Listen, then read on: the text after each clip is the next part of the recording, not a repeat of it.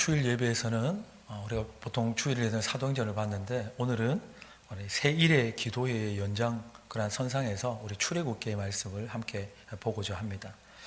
하나님은 이스라엘 백성들을 출애굽시키면서 가장 빠른 경로로 가나안에 도착하게 하시지는 않았습니다. 우리 합리적인 생각으로는 애굽에서 나왔으면 가장 빨리 가나안 땅에 도착하면 가장 좋을 텐데 하나님은 그렇게 인도하시지 않았다는 거죠.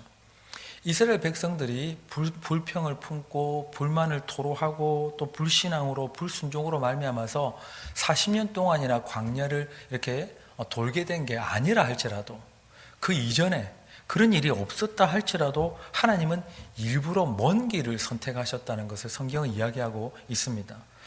17절 18절의 그 원인을 우리가 함께 한번 읽어보면 이렇습니다. 제가 17절 18절을 다시 한번 읽어드리겠습니다. 바로가 백성을 보낸 후에 블레셋 사람의 땅의 길은 가까울지라도 하나님이 그들을 그 길로 인도하지 아니하셨으니 이는 하나님이 말씀하시기를 이 백성이 전쟁을 하게 되면 마음을 돌이켜 애굽으로 돌아갈까 하셨음이라. 그러므로 하나님이 홍해의 광야길로 돌려 백성을 인도하심에 이스라엘 자손이 애굽 땅에서 대열을 지어 나올 때에 이렇게 되어 있습니다. 이스라엘 백성들은 사실 가나안 땅까지 가고자 하는 그런 소망을 처음부터 가지고 있지는 않았어요. 그들이 그저 가지고 있던 소망은 그저 애굽에서 조금 더 나은 삶, 즉 조금 핍박이 있고 압력이 있고 노역이 너무 고된 것 가운데 조금만 그것이 좀 경감될 수 있으면 그 정도의 그러한 어떤 소망을 품었을 것이 분명합니다. 그러니까 계속 광야에서 무슨 일만 생기면 돌아가자 그런 얘기가 나오는 거예요. 그러니까 이스라엘 백성들은 가나안 땅으로 빨리 뭘 가야 되겠다든지 가나안 땅으로 이주를 해야 되겠다든지 이사를 가야 되겠다든지 그런 어떤 소망 자체가 전혀 없었다는 거죠. 그런데 하나님의 계획은 그들의 바람보다 훨씬 컸습니다. 그것을 이해하지 못했던 이스라엘 백성들은 하나님께서 하나하나 이끄실 때마다 불만을 계속 토로하는 거예요. 모르니까, 이해가 안 되니까 계속 불평을 하고 왜 이렇게 해야 됩니까? 왜 물이 없습니까? 왜 저래야 됩니까? 왜 여기 머물러야 됩니까? 왜 빨리 안 갑니까? 이런 얘기들을 계속 하게 되는 거예요. 한 걸음씩 내디딜 때마다 불평과 또한 이웃에 대한 또 주변 나라에 대한 두려움이 있었던 것입니다. 그렇기 때문에 이스라엘 백성들이 블레셋 땅을 지나서 가면 가장 짧은 거리인데 블레셋 땅을 지나면서 전쟁을 치르면 이 성경 본문이 이야기하는 것처럼 돌아가고자 하는 마음이 너무 많이 생길까 봐 하나님이 아예 처음부터 그들이 불순종했기 때문에 홍해를 가게끔 홍해 쪽으로 돌린 것이 아니라 그들 마음이 그럴까 봐 아예 홍해길로 돌려서 먼 길을 선택해서 그들을 인도하셨다는 거죠. 이것은 하나님의 배려라고 할 수 있는 것입니다. 우리 입장에서는 우리가 그때 있었다면 왜 이 비합리적이고 불합리적인 이런 일을 행하느냐, 지름길 놔두고 이렇게 생각할 수도 있겠지만 이것은 하나님의 배려죠. 약속을 제대로 이행하고 백성들이 이 약속을 누리게 하기 위해서 혹시라도 또 포기하고 돌아갈까 봐 하나님의 먼 길을 선택해서 어쩌면은 그들에게는 전쟁을 치지 않고 마음이 더 이러한 블레셋의 일들 때문에 어려움을 겪지 않고 약속을 제대로 누리게 하기 위한 중도에 포기하지 않게 하기 위한 그런 하나님의 배려였다는 거죠.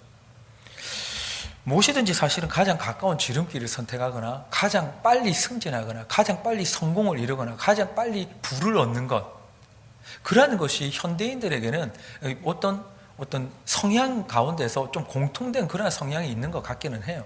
그래서 누구나 다른 사람보다 더 빨리 뭔가가 성취한다면 그것을 선택하고 싶은 그런 마음들이 있죠. 이 관광하면서 천천히 어떤 것을 보거나 그렇게 또 이제 느림의 그런 미학들을 누리는 것이 아니라면 기본적으로 지름길로 가서 빨리 뭔가를 하는 것이 누구나에게 그것이 맞다, 그렇게 생각하는 경향이 있을 것 같습니다. 그렇지만 하나님께서는 오늘 이 본문에 나오는 것처럼 일부러라도 멀리 돌아가게 하시는 거예요. 일부러라도 광야를 거치게 하는 것입니다. 그래서 마침내 가나안 땅의 은총을 포기하지 않고 잘 정리되고 정비되고 또 정결케 되어서 가나안 땅에 하나님이 예비하신 은총을 얻게끔 하시고자 하는 하나님의 방편이었다는 거죠. 그런 의미에서 지름길이 아니라 둘러가게 하신 것은 하나님의 배려였다라는 것을 우리는 기억해야 하는 것입니다. 우리 삶에도 그런 것들이 있지 않을까요? 하나님의 배려로서 좀 돌아가는 인생, 남들보다 좀 둘러가는 것 같은 인생, 뒤돌아보면 우리 실력이 좀 모자랐든지 뭐 백그라운드가 좀 안 좋았든지 학벌이든지 재력이든지 우리가 뭐 운이 없었다, 실수였다, 실패였다, 여러 가지 그런 얘기를 할 수 있겠지만 지름길을 두고도 멀리 돌아가게끔 하셔서 마침내 하나님이 예비하신 것을 누리게 하시는 것은 하나님의 계획이고 방편이고 배려였다는 것입니다. 근데 우리 입장에서 그것까지 이해하지 못한다면 왜 지름길 나누고 둘러 가느냐, 그런 생각을 할 수밖에 없을 것 같아요.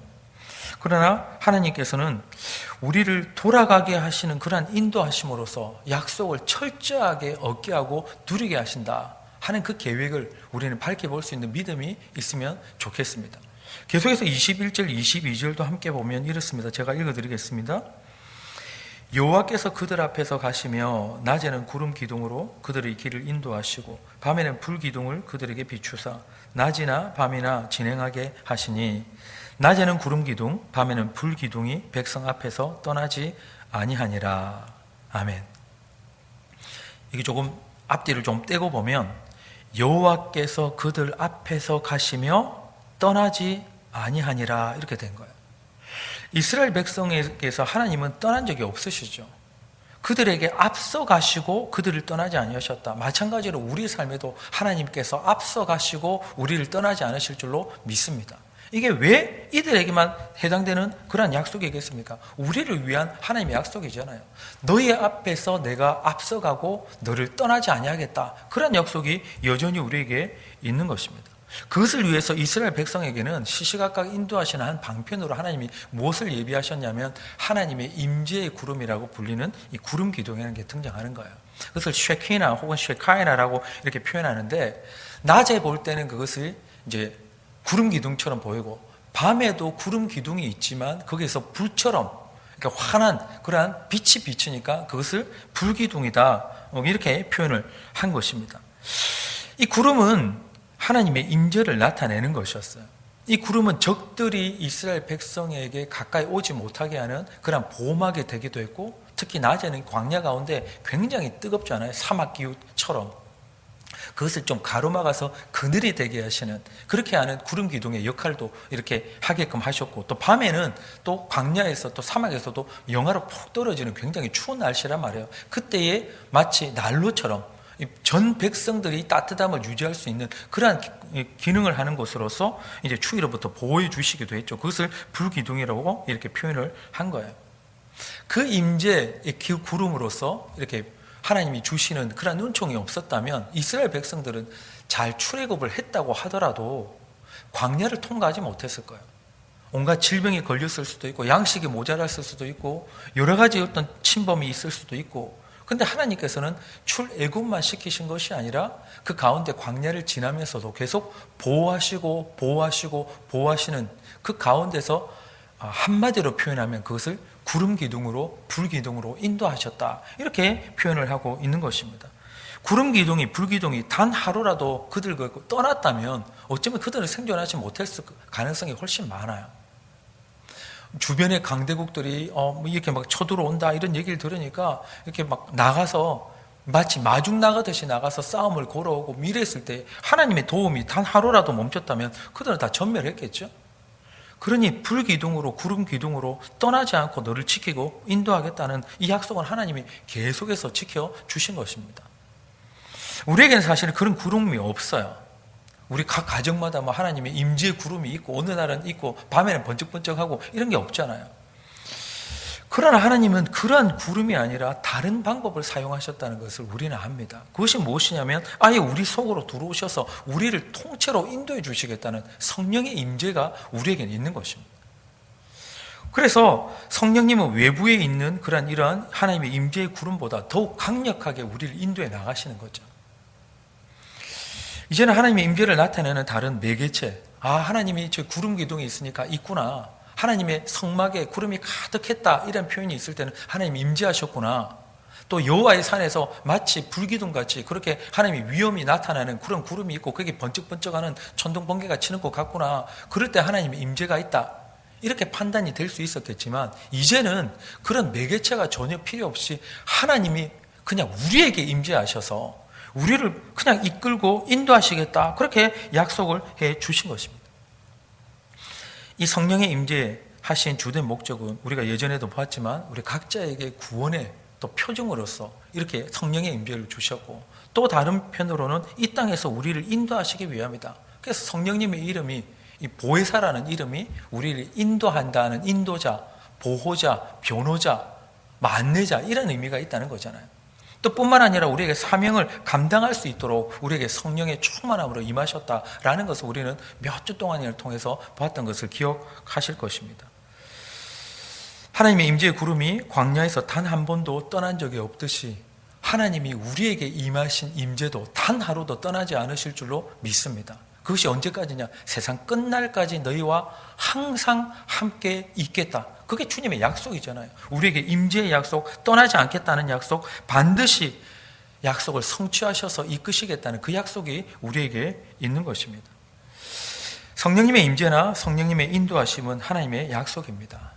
우리 오늘의 이 설교의 제목처럼 다시 약속 앞으로 우리 18번째 이제 시간을 가지고 있는데, 새벽기도와 합쳐서 우리 다시 하나님의 이 약속 앞으로 더 나아갈 수 있으면 좋겠습니다. 하나님의 임재의 약속, 또 인도하시겠다는 그 약속 앞으로 우리가 믿음을 가지고 더 나아갈 수 있으면 좋겠습니다.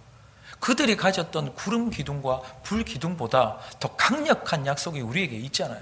더 강력하게 우리를 세세하게 세밀한 음성으로, 어떨 때는 더 강력하신 음성으로, 어떨 때는 막 환상으로, 어떨 때는 꿈으로, 어떨 때는 환경을 통해서 이 기도원이 이거 보여주십시오, 저거 보여주십시오 할 때마다 보여주셨던 것처럼 그런 환경으로 우리를 강력하게 이끄시는 그 약속이 우리에게 있는 것입니다.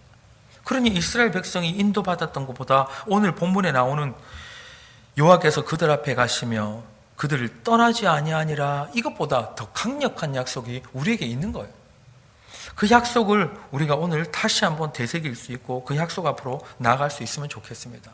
그 인도하심이 어디에 있습니까? 우리의 고민 가운데, 우리의 근심 가운데서도 우리를 반드시 인도하실 것 아니에요? 우리의 건강의 문제, 우리의 가정의 문제, 우리의 자녀의 문제, 우리의 친족의 문제, 우리의 미래의 문제, 우리의 직장의 문제, 우리 교회의 문제, 이 모든 것 가운데서도 하나님이 말씀하실 것 같아요. 그것들 가운데서도 너희 앞에서 가시며 너희를 떠나지 아니하시리라, 이렇게 말씀하실 것이 분명하지 않습니까? 그 모든 것에서 우리를 매일매일 인도하시겠다는 약속이 바로 우리 앞에 있는 것입니다. 그 약속을 떠올리는 자들은 그것을 붙들고 나아갈 것이지만, 그것을 잊어버린 자들은 그것을 누릴 수 있거나 그것을 기억하지도 못하면 상상하지도 못하겠죠. 하나님께서 우리를 인도하시겠다는 것은 우리의 삶 전체를 인도하시겠다는 것이고, 그것은 우리가 가지고 있는 모든 고민들, 우리의 근심들, 우리의 계획들, 장래들, 이 모든 것 가운데 하나님이 빠짐없이 인도해 주시겠다는 그러한 약속이 우리에게 있는 것입니다. 우리 믿음을 가지고 우리 삶 전체를 인도하실 하나님의 인도하심으로 앞으로 우리 나아갈 수 있는 우리 모두가 됐으면 좋겠습니다. 오늘 다시 한번 그 약속 앞으로 믿음을 가지고 우리 세일의 기도에, 우리 새벽 기도에 21일 동안 하는 기도의 주제처럼 다시 그 약속 앞으로 믿음을 가지고 나아가서 하나님의 그 약속을 마침내 누리는, 좀 둘러가는 것 같고 좀 이해가 안 돼서 지름길이 아닌 것 같고 마치 광야길로 가는 것이 전부 고생시키는 것 같이 보인다 할지라도, 하나님의 주된 목적은 마침내 가나안 땅에 이르러서 너희가 누릴 것을, 약속을 누려라 하는 그 하나님의 마음이 담겨 있다는 것을 우리 다시 한번 기억해낼 수 있으면 좋겠습니다. 그 약속 앞으로 믿음을 가지고 나가는 우리 모두 되기를 예수님 이름으로 축복합니다. 함께 기도하겠습니다. 하나님 아버지, 우리 올해 다시 하나님의 말씀 앞으로 나아가기를 간절히 소망합니다. 하나님, 큰 주제로서는 다시 사명 앞으로 나아가고자 하는데, 하나님, 그것을 위해서 하나님의 약속들이 우리 가운데 더 떠올려지면 좋겠습니다. 반드시 인도하시고 반드시 가나안 땅까지 이르게 하시겠다는 하나님의 귀한 약속이 그들에게 있었고, 또 실제로 구름 기둥과 불 기둥으로 이끌어 주셨던 것처럼 하나님, 우리에게도 하나님의 의원총이 변함없을 뿐만 아니라 더욱 강력하게 구름 기둥이나 불 기둥 정도가 아니라 세상 끝날까지 항상 함께 하시겠다는 임마누엘의 이 임재의 은총, 그리고 인도해 주시겠다는 은총이 우리에게 약속으로 있는 줄로 믿습니다. 하나님, 그것을 믿고 누리는 자 다 될 수 있도록 도와 주시옵소서. 그러기 위해서 하나님의 이 약속 앞으로 한 걸음 더 나아가고 한 걸음 더 기억해내서 나아가는 우리 모두 될 수 있도록 주님이여 다스려 주시옵소서. 하나님의 인도는 그저 천국에 어쩌다 보니 이른 것이 아니라 우리 건강의 문제, 재정의 문제, 또 가족, 자녀, 미래, 직장, 교회, 우리가 상상할 수 있는 그 모든 우리의 삶의 것들 가운데 하나님이 한치의 오차 없이 버리지 아니하시고 앞서가시며 인도하시겠다는 것인 줄 알고 있사오니 이 은총 모두가 누릴 수 있도록 도와 주시옵소서. 맡겼고 예수님 이름으로 기도하옵나이다. 아멘.